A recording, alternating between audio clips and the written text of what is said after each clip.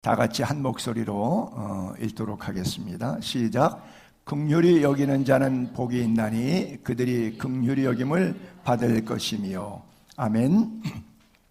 교회의 기능은 크게 세 가지, 물론 다섯 가지로 표현하기도 하는데, 첫째는 예배 공동체, 그렇죠? 말씀과 기도. 두 번째는 제자 공동체라고 그러기도 하고 선교 공동체라고도 하죠. 전도하고 선교하는 일에 교회가 쓰임 받아야지. 그래서 모이는 교회의 기능에 있어서 예배, 흩어지는 교회의 기능에 있어서 선교, 그렇죠? 그리고 이 안에서 그것이 활성화되기 위해서는 유기적 관계, 지체의 연합성이 필요하죠.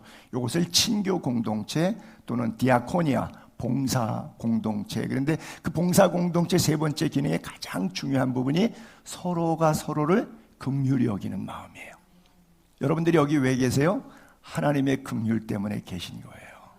그렇잖아요. 하나님의 우리를 향한 긍휼이 없었더라면 구원받지 못했을 것이고, 구원받지 못했다면 내 인생이 내 것인 줄 알고 내 멋대로 살다가 죽어서 그 다음에 어디로 가는지는 여러분들이 아세요. 그렇죠? 그래서 우리가 살아생전에 하나님의 긍휼을 입어서 예수 믿고 천국 백성이 되었다라고 하는 거예요. 팀 켈러가 쓴 설교라고 하는 책이 있는데, 지난 주간에 제가 서재에 놓고 쭉 보면서 그 팀 켈러 목사님이 젊었을 때 목회 초임지에 가가지고 목회하는데, 이제 어떤 젊은 여자랑 같이 그 대학생이랑 같이 영적 우울증을 걸려서 상담을 하게 된 내용 이야기가 나왔는데, 거기에 너무 우울증 때문에 힘들어하니까 그런 얘기를 했어요. 하나님의 자녀된 것이 얼마나 위대한 축복이고, 하나님이 나를 사랑해서 십자가에서 흘리신 그 피의 희생이 얼마나 고귀한 것인지, 내가 얼마나 귀한 존재인지, 온 천하를 주고도 바꿀 수 없는 귀한 새 생명이 내 안에 있다는 것에 대해서 계속 이야기를 해줬더니, 이 자매가 그걸 그랬군요 하고 깨닫고 은혜가 된 게 아니라 이렇게 대답을 했어요. 그거 다 알아요. 근데 문제는 내가 학교 가면 나를 좋아하는 남학생이 단 하나도 없다는 거예요. 그렇죠? 다른 미국 가면 그렇잖아요. 대학 가고 고등학교만 가도 다 이렇게 보이프렌드, 걸프렌드 그래서 재밌게 삼삼오는데, 자기를 좋아해주는 남학생이 하나도 없어서 자기가 우울한데 하나님이 날 사랑하시다는 게 그게 나하고 무슨 상관이 있냐는 거예요. 읽으면서 현대 그리스도인들이, 교인들의 영적 상태가 그렇지 않은가. 가정에서도 교회에서도 포커스가, 초점이 자기에게 맞춰 살다가 보니까 삶의 모든 초점이 자기 중심적이 되지 않으면 육적으로 우울하고 영적으로 우울하고 마음이 힘든 거예요. 자, 여러분 부탁드립니다. 초점을, 이미 여러분들에게 하나님의 긍휼이 임했어요. 그러면 하나님의 긍휼을 입은 우리들의 초점은 거룩한 분에게 맞춰서 하셔야 돼요. 그래서 그 사람을 가리켜서 성도라고 그래요. 그렇죠? 여러분들의 인생의 삶이 거룩한 분에게 초점이 맞춰지게 되기를 바랍니다. 그래서 우리는 성경이 요구하는 복음에 합당한 자의 삶, 복음이 우리에게 요구하는 삶을 정말 멋지게 살아내야 돼요. 그래서 성경이 요구하는 삶을 살아내지 못하면 늘 초점을 거룩한 분에 맞추는 것이 아니라 나에게 맞추면 나는 영적으로 우울해지기가 쉬워요. 그래서 바울은 이렇게 표현했죠. 오직 너희는 그리스도의 복음에 합당하게 살아가라. 그리스도를 위하여 너희에게 은혜를 주었는데, 긍휼을 베풀어 주었는데, 구원해 주었는데, 그것은 예수를 믿고 구원받을 뿐 아니라 after, 그 다음이 있다. 예수 그리스도를 위하여 때때로는 고난의 자리, 역경의 자리, 환난의 자리도 기쁘게 감당하도록 너에게 힘과 능력과 은혜를 베풀었다라고 주님 말씀하고 있는 거예요. 그러므로 그리스도 안에서 어떤 권면이 있다든지, 어떤 위로할 일이 있다든지, 어떤 교제하는 것이나 어떤 긍휼을 베풀 일이나 어떤 자비가 있을 때에 아무 일이든지 어떤 상황이든지 다툼, 허영 이런 마음 갖지 말고 오직 겸손한 마음으로 나보다 당신이 옳습니다. 나보다 당신이 더 낫습니다. 이런 마음으로 어떤 권면도 위로도 교제나 긍휼과 자비도 베풀어라. 그래서 각각 자기 일에 집중되면, 자기에게 집중되고 자기에게 포커스 온되면 기쁨이 없어. 근데 각각 다른 사람의 일을 초점을 두면 내가 기뻐요. 그렇죠? 왜 여러분 살다 보면 그럴 때 있잖아요. 남에게 뭐 베풀었는데 돈은 내가 더 나간 것 같고 쓴 것 같고 시간은 더 내가 나간 것 같고 내 육체 노동은 더 한 것 같은데 왜 이렇게 기쁘고 행복한지 모르겠어. 그렇죠? 근데 어떤 때는 들어온 것 같은데 남은 것 같은데도 안 기쁠 때가 있죠. 그래서 성경의 원리가 그래요. 그래서 바울은 또 그렇게 말했어요.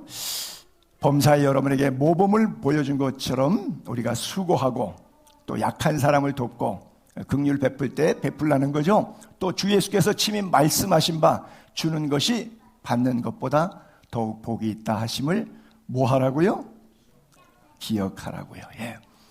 우리가 그런 예화 많이 하잖아요. 많이 듣잖아요. 이스라엘의 지형을 놓고 헐몬산에서부터 4개의 지류로 시냇물이 쫙 내려와서 갈릴리 바다에 모이면 갈릴리 바다는 그냥 주변이 다 살아요. 물고기도 살고. 근데 이게 요단강으로 흘러가고 밑에 사해 가면 사해는 죽을 사자, 바다 해자, 죽은 바다예요. 똑같은 물인데 직선으로 한 110km만 가면 갈릴리, 110km만 내려오면 사해. 똑같은 물이에요. 근데 여기는 왜 죽은 물이고 저기는 왜 산물일까요? 사해는 갇혔어요. 더 이상 나가지 않아요. 증발돼요. 죽어요. 소금바다라 그래요. 그런데 갈릴리 바다는 밑에 뭐가 있어요? 요단강이 있어요.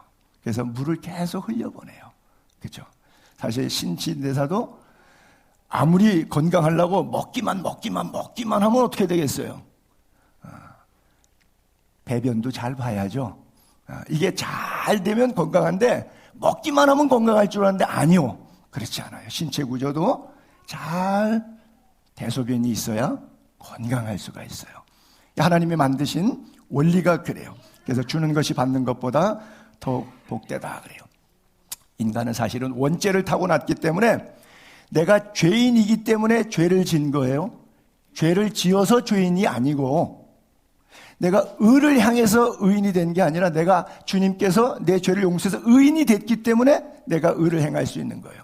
그래서 오늘 본문도 약간 오해의 소지가 있는데 긍휼히 여기는 자는 복이 있나니 긍휼히 여김을 받는다는데 아니요. 문맥적으로 보면 내가 긍휼한 자가 되었기 때문에 비로소 남에게 긍휼을 베풀 수가 있는 거예요. 내 안에 긍휼이 전혀 없는데 어떻게 긍휼이 나가죠? 내가 돈이 10원 있으니까 10원을 줄 수가 있죠. 그렇죠? 내가 긍휼이 있으니까 긍휼을 베풀 수 있죠. 그렇다면 본전이 나에게 있었다는 얘기인데 그 본전은 누가 주신 거예요? 하나님이 우리를 먼저 긍휼하셨다는 거예요. 내가 하나님을 먼저 사랑한 것이 아니라 하나님이 먼저 우리를 사랑하셨다는 뜻이에요. 그래서 하나님의 사랑을, 하나님의 긍휼을 입은 자는 긍휼을 선순환시켜야 된다. 선한 일에 계속해서 작동 원리가 되어야 된다. 그런 말씀이 되는 거예요.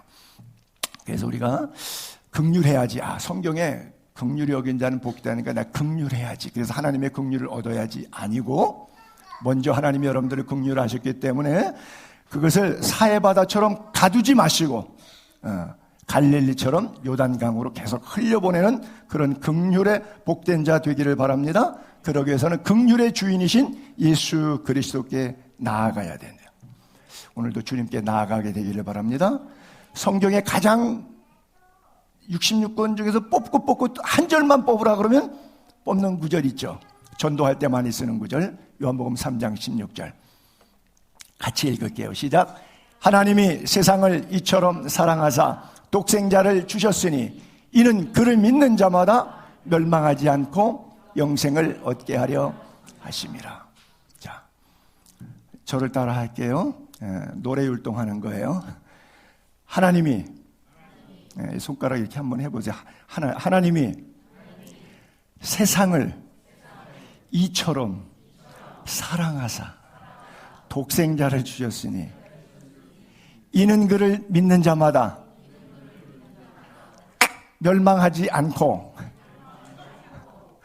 영생을 얻게 하려 하심이라. 잘하셨어요.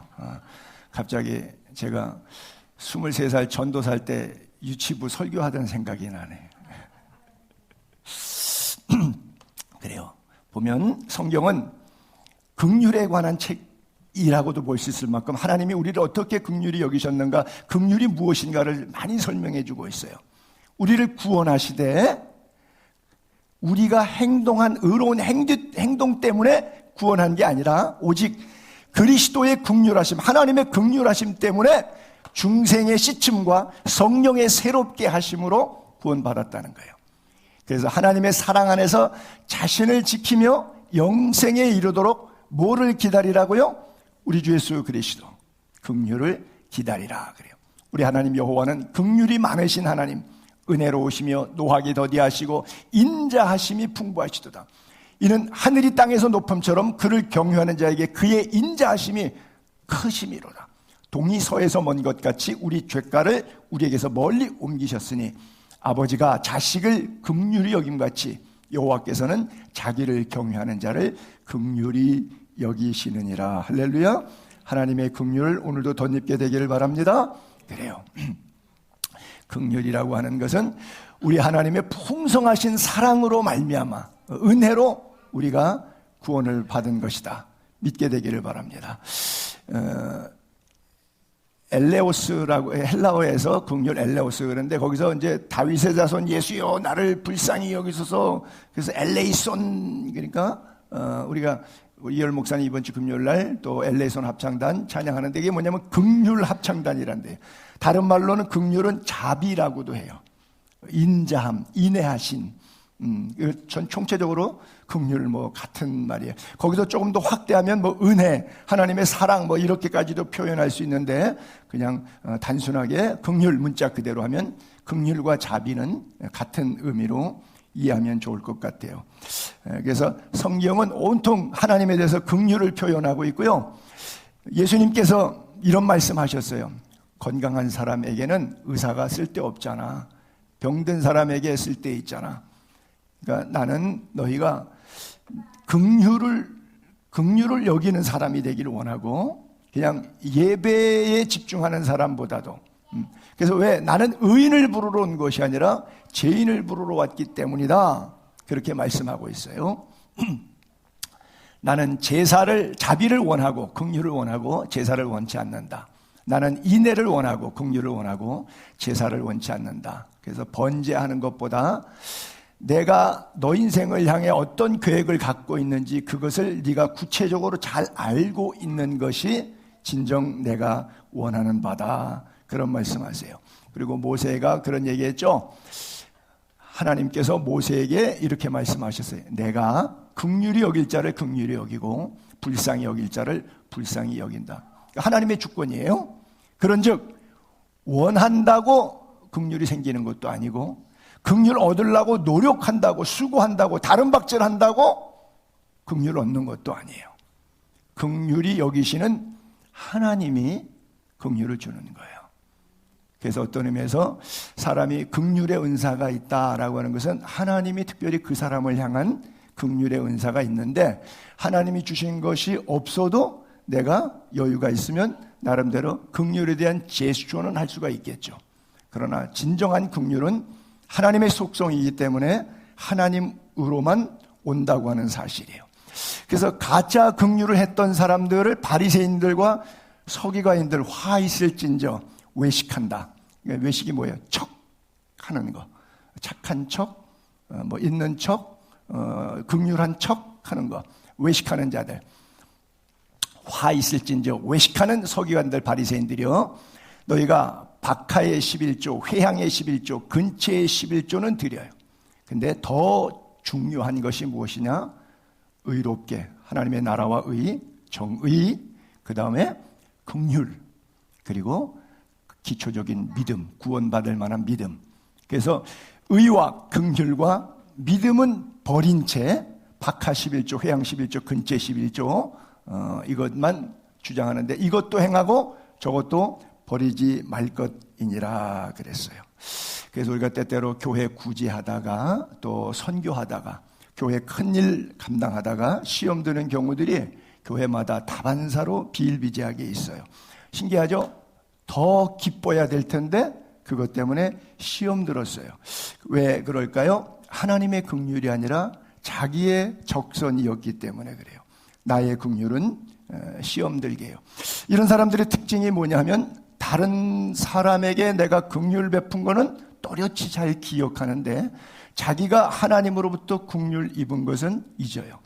즉 물질적 육적인 긍휼은 물질이라고는 보이는 가치 때문에 기억이 생생히 남지만 영적으로 자기가 섬김받은 것은, 말씀으로 은혜 받은 것은 육안으로 남지 않아요. 그러니까 그것은 언제 그러냐는 듯이 까맣게 잊어버리게 되어 있어요. 그래서 우리가 자신이 가진 물질적인 것으로, 형이 하학적인 보이는 것으로 긍휼과 믿음의 가치를 놓게 될 때 형이 상학적인 것을 놓치기가 쉽다. 우리가 긍휼에 대해서 조심해야 될 것들. 그래서 외적인 긍휼, 내적인 긍휼, 즉 보이는 부분과 보이지 않는 부분의 긍휼을 잘 이해할 필요가 있어요. 남에게 돈이 있다, 내가 돈이 좀 있다고 남에게 조금 나눈 것 때문에 자신이 긍휼한 사람이다. 이건 착각이에요. 자기의 의예요. 또 하나가 긍휼은 부자만 할 수 있는 것이다. 이것도 잘못된 선입견이에요. 하나님은 과부의 2렙돈을 부자가 낸 많은 헌금보다 더 귀하게 여기셨어요. 그래서 사실 과부의 2렙돈을 보면 그 사람이 구제비를 받아야 될 사람이에요? 연보를 내야 될 사람이에요. 그렇죠? 거기에 성경은 우리에게 주시는 메시지가 있어요. 왜? 긍휼 자체는 하나님의 성품이기 때문에 그래요. 그래서 이걸 은사를, 여러 가지 성경에 나오는 은사의, 긍휼의 한 은사의 부분을 이렇게 설명했어요. 우리에게 주신 은혜대로 받은 은사가 각각 달라요. 혹 예언이면 믿음의 분수대로, 섬기는 일이면 섬기는 은사, 가르치는 자면 아마 예언의 은사나 가르치는 은사 같은 건 주로 목회자들에게 많이 임하겠죠. 이런 은사. 또 위로하는 자면 권사님들, 그렇죠? 이런 분들이 권위자잖아요. 바나바와 적한 위로하는 자면 위로하는 일로. 또 구제하는 자는 성실함으로. 남에게 돈 갖다 주는데 부지런히 갖다 줘야 되는데 좀 말이 그렇죠. 근데 그러려는 거예요. 게으른데 게으른 게 아니고 구제하는 자는 성실함으로 해야 된대요. 그 다음에 다스리는 자도 부지런함으로, 그리고 긍휼을 베푸는 자는 즐거움으로 할 것이니라. 긍휼을 베풀었는데 화가 났어. 시험 들었어. 이것은 내 긍휼이라서 그래요. 주님의 긍휼이 아니기 때문에 그래요. 심하게 말하면 가짜 긍휼인 거죠. 긍휼을 흉내내고 싶은 거죠. 그게 뭐예요? 바리새인들과 서기관들이 냈던 11조 형태. 그래서 하나님이 그걸 버리지 말라 말씀하셨던 거예요. 자, 우리가 여러분들이 꼭 잘 기억해야 될 것이, 늘 베드로 사도가 이렇게 얘기했어요. 누가 봉사하라면 하나님이 공급하시는 힘으로 하는 것 같이 하라. 이러면 절대 시험 될 일이 없어요. 왜? 내 돈으로 했으니까 내 돈은 돈이 아니냐 이러고 화가 날 수 있는데, 하나님의 돈이라고 생각하면 하나님의 돈을 내가 집행했는데 왜 화가 나요? 그렇죠? 봉사하라면 하나님이 공급하시는 힘으로 하는 것 같이 하라. 이는 범사의 그리스도로 말미암아 누구에게 영광이 돌아가야 돼요? 아니요. 내가 생색이 나고, 내가 뽀다구가 나고, 내가 칭찬받아야 되고, 내가 나에게 영광이 집중되는 것처럼, 아까 서두에 예화를 들었던 것처럼 자기에게 집중되면 영적인 우울증이 와요.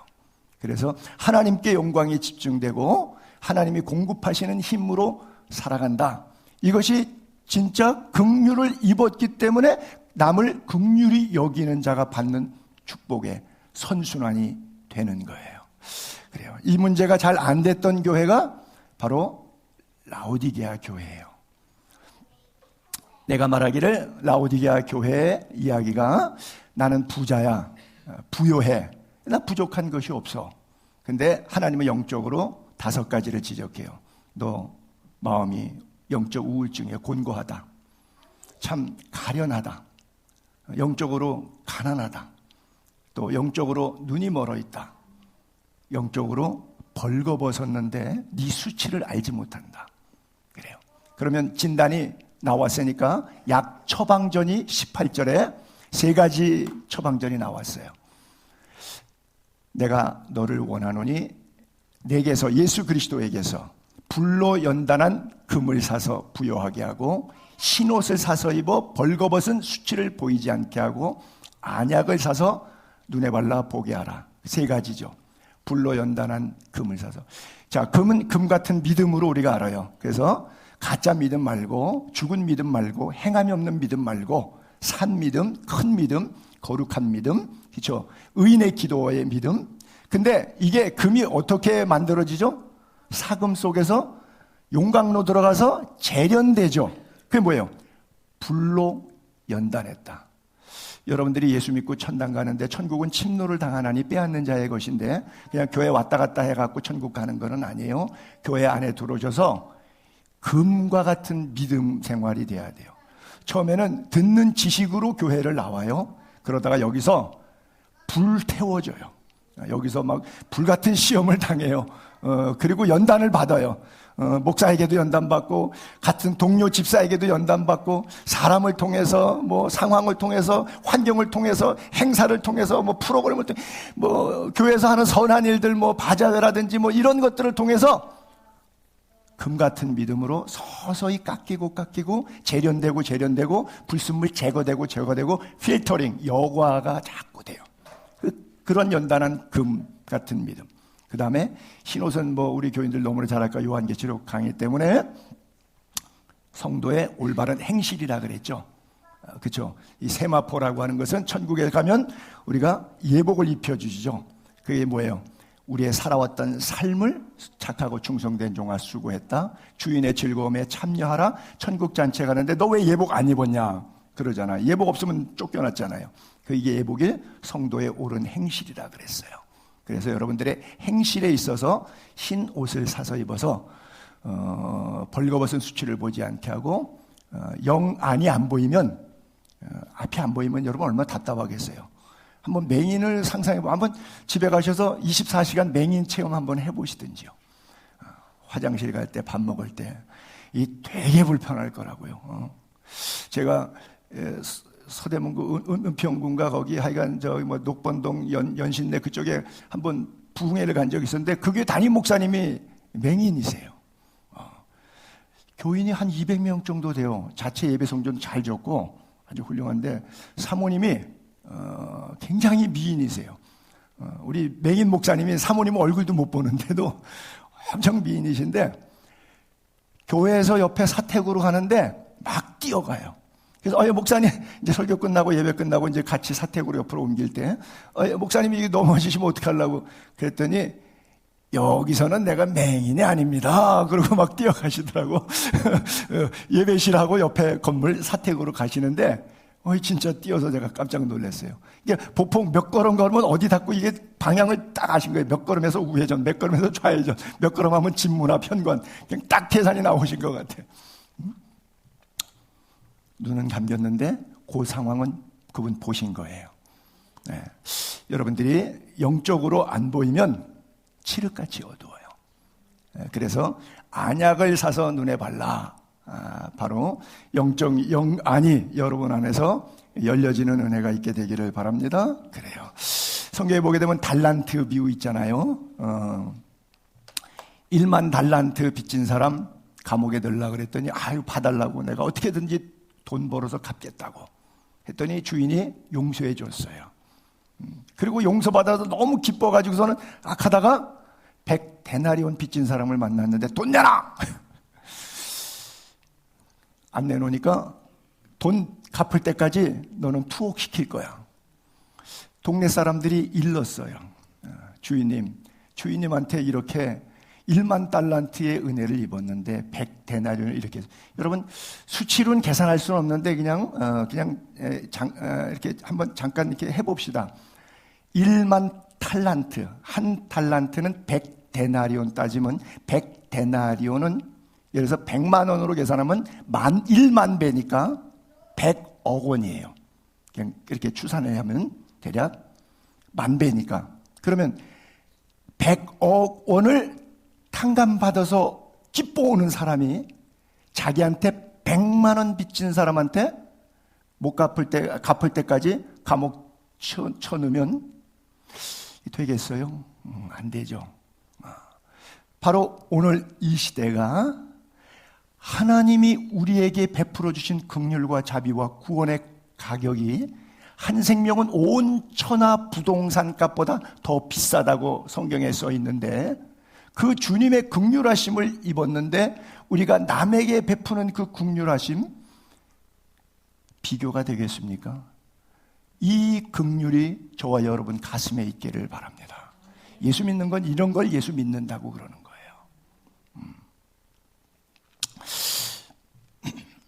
굉장히 오늘 본문과 딱 반대되는 메시지 구절이에요.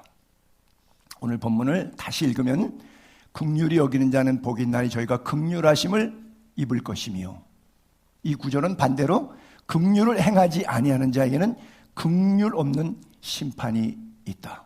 그러면 뭐예요? 긍휼은 결국 심판의 기준이다, 이 말씀이에요. 여러분들이 어떻게 살아오셨냐는 것을 심판할 것인데, 그 심판의 기준이라고 하는 거예요. 즉 예수님이 여러분 인생의 주인이십니까? 여러분이 여러분 인생의 주인이십니까? 예수님이 주인이시면 예수님의 긍휼이 여러분 안에 있을 것이고, 여러분이 여러분 인생의 주인이면 여러분들의 긍휼은 여러분들의 것이죠. 그래서 참된 성경이 말하는 긍휼과 자의를 드러내기 위한 긍휼은 분명히 다른 거예요. 심판날 기준을 얘기했던 것이 마태복음 25장에 이런 예화 많이 듣죠.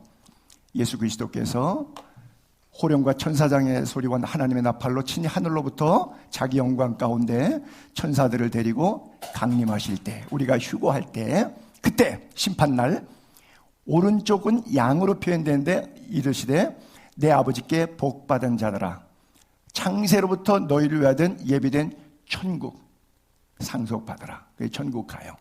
반대편 왼쪽 염소들에게는 저주를 받은 자들아, 나를 떠나가라. 그리고 너희를 위해서 만든 건 아니지만 타락한 천사 마귀 사탄 옛뱀을 가두려고 만든 곳이지만 걔네들에게 속아서 너 따라가는 거니까 거기로 가라. 마귀와 그 사자들을 위해서 예비됐던 영영한 불에 들어가라. 그래요. 그러면 기준이 뭐였느냐? 긍휼을 이렇게 표현하고 있어요. 내가 줄일 때 먹을 것 주었고, 목마를 때 마시게, 나그네 됐을 때 영접, 헐벗었을 때 옷, 병들었을 때 찾아와서 옥에 갔을 때 돌아보았다. 내가 진실로 너희에게 이르노니, 그때 언제 우리가 그랬어요? 라고 질문했더니 주님의 대답이 진실로 너희에게 이르노니 너희가 여기 내 형제 중에 작은 소자, 연약한 자, 경제적으로 힘든 자, 육체적으로 나약한 자들을 바로 먹을 것 주고 마시게 하고 영접하고 온갖 긍휼을 베풀었던 것, 그것을 향해서 하나님께서 말씀하신 거예요.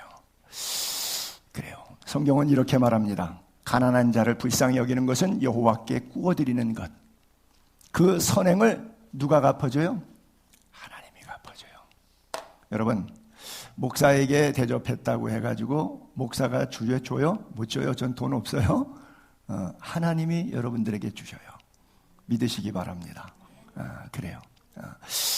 가난한 사람에게 줬어요. 성경에도 왜 그런 구절 있잖아요. 비즈니스 관계에서 내가 저 사람을 잘 대접해서 도장 찍게 하고 계약하게 하고 저 사람 기분 좋게 만들어서, 그것은 그런 대접은 하지 말라 그래요. 어떤 사람 대접하라고요? 돈이 없어서 내가 밥을 맛있는 걸 사줘도 저 사람은 나에게 대접할 것이 없는 사람 대접하라 그러죠. 왜? 그 사람이 딸랑 날 대접해버리면 대접이 하나님이 없잖아요. 그렇잖아요. 하나님이 대접해 줄 게 없다고요. 이미 이 땅에서 네 상을 네가 받았느니라, 이렇게 되는 거예요. 그래서 여호와께 구워주는 것이다. 여러분, 하나님이 여러분들한테 돈 빌려 가시겠답니다. 말씀을 잘 이해할 수 있게 되기를 바랍니다. 여러분들이 신령과 진정으로 삶을 예배로 긍휼히 베풀 때 그것은 하나님께 구워주는 거예요. 그래서 하나님의 30배, 60배, 100배에 채워주심. 또 계속 이어서 잠언 14장 31절에도 가난하다고 무시하잖아요. 왜 또 뭐 이렇게 말해서 좀 듣기 거부가지만 부자들은 약간 검한 기가 있어요. 사람이 좋고 나쁘고를 떠나서 돈의 편리함이 몸에 이렇게 자연스럽게 배어 있기 때문에 이게 자기도 모르게 이렇게 나오는 게 있어요.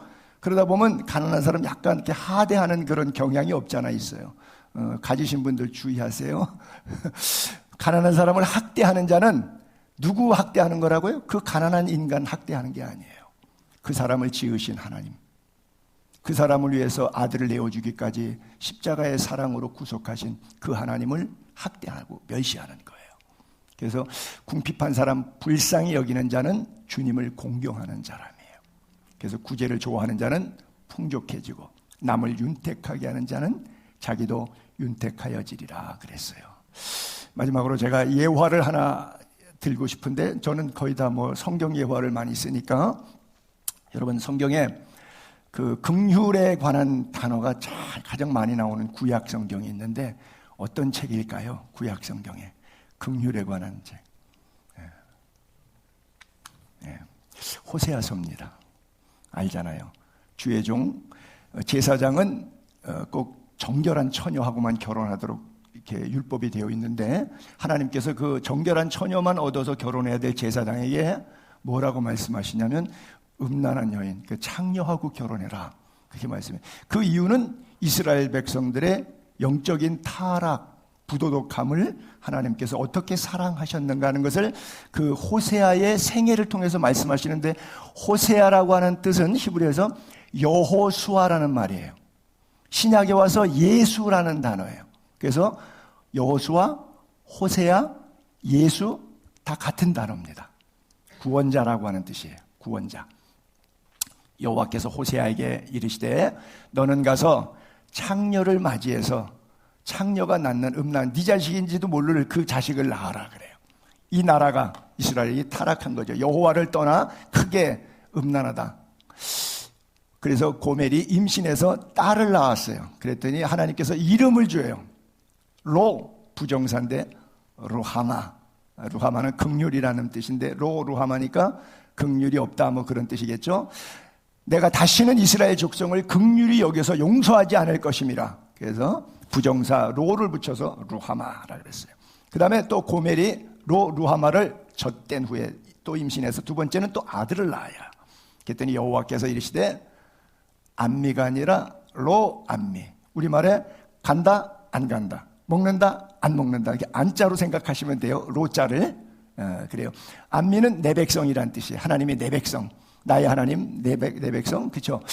나는 너희 하나님이 되지 아니할 것임이라. 하나님이 이스라엘 백성들의 현재 영적 상태를 한 목회자의 가정을 통해서 메시지를 준 게 이 호세아서예요.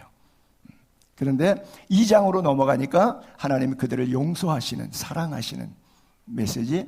너 형제에게 이름을 안미라 하라, 그러니까 로안미라 그러는데 이제 내 백성이라 이거죠. 그리고 그 딸에게는 루하마였는데 긍휼히 여김을 받지 못할 것이라는데 이제는 긍휼히 여기리라, 긍휼함을 받으리라, 이름을 바꿔라. 그래서 23절에 내가 나를 위하여 그를 이 땅에 심고 긍휼히 여김을 받지 못했던 자를, 오늘 우리라고 생각하셔야 돼요. 오늘 나라고 생각하셔야 돼요. 긍휼히 여김을 받지 못했던 나를 긍휼히 여겨주신 하나님, 내 백성이 아니었던 자를, 이방 땅에서 예수 없이 살다가 비참하게 죽었던 내 백성이 아니었던 자를, 나를 향해서 이르기를 너는 내 백성이라, 나의 자녀라, 천국의 상속자라 말씀하시리니 그들이 이르기를 주는 내 하나님이시라 하리라. 할렐루야. 그래요. 긍휼은 다른 말로 하게 되면 한국식으로 표현하면 측은지심이죠. 측은히 여겨 그러면 생각나는 단어가 탕자의 비유의 메시지죠. 아버지 돈 다 날아먹고, 고대 사회에 아버지 유산을 살아있는데 달라 그러면 아버지 빨리 죽으라고 하는 최고의, 마을 사람들이 돌 들어서 때려 죽이는 최고의 폐륜 자식이에요. 집안 망신, 재산 탕진, 동네 마을의 수치거리가 된 이 아들, 돌아오기를 기다렸던 아버지, 그 모습을 돌아올 때 이렇게 성경은 기록해요. 이에 일어나서 아버지께로 돌아가니라. 그리고 탕자가 돌아와요. 아직도 거리가 멀어요. 아버지가 그를 보고 측은히 여겨 달려가 목을 안고 입을 맞추니. 우리가 탕자와 같은 이 땅의 삶을 살아갈 때, 내 멋대로 살 때, 내가 좀 힘 있다고, 내가 뭐 안다고 내 멋대로 아무렇게나 천방지축 살아갈 때 아직도 거리가 먼데, 여러분 시간적으로 생각해 봅시다. 탕자는 지금 깨닫고 아버지 집에 오고 있어요. 그러니까 아버지 만날 시간표를 알아요, 몰라요? 알아요. 탕자는. 아버지는 오늘 올지 알아요, 몰라요? 그러면 누구 눈에 먼저 보여야 돼요? 시간을 모르는 아버지 눈에 먼저 보여야 돼요? 시간을 알고 있는 아들의 눈에 먼저 아버지가 보여야 돼요? 우리는 이 땅 살면서 주일날 예배도 나오고 말씀도 듣는데 영적으로 눈이 가려서 아버지가 안 보여. 근데 아버지는 하늘 보좌에서 우리가 타락하고 범죄하고 행음하고 우상 숭배하는 그 순간에도 나를 사랑과 자비와 긍휼의 눈길로 나를 내려다보시고 저 자식이 내 품으로 돌아오기를 기다리고 계셔요. 드디어 아버지 눈에 띄었어요. 그랬더니 아버지의 마음에 측은지심이 일었어. 얼마나 고생했니? 집 떠나서 얼마나 수고했니? 돼지 먹는 쥐업 열매조차 못 먹고 굶주려서 네 발로 돌아올 때까지 얼마나 네 마음이 아팠겠니?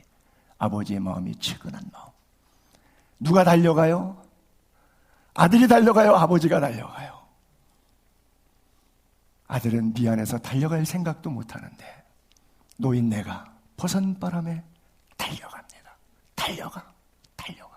그리고 목을 안고 입을 맞추고 아들아 사랑한다. 잘 왔다. 라고 말씀하세요. 여러분들의 인생길 사는 가운데 탕자처럼 내 멋대로 살아가지만, 내가 옳은 줄 알고 내 잘난 맛에 살아가지만, 그 모든 삶의 순간에 아버지의 사랑과 긍휼이 부어지고 있습니다. 그래서 우리에게 긍휼을 입은 자 되었기 때문에 이제는 긍휼을 남에게 베푸는 자의 삶을 살아야 된다. 그래야 나의 긍휼이 계속해서 네가 천국 갈 때까지 완성된 구원의 자리까지 내가 너를 견인할 수 있다 말씀하고 있는 거예요. 그래요.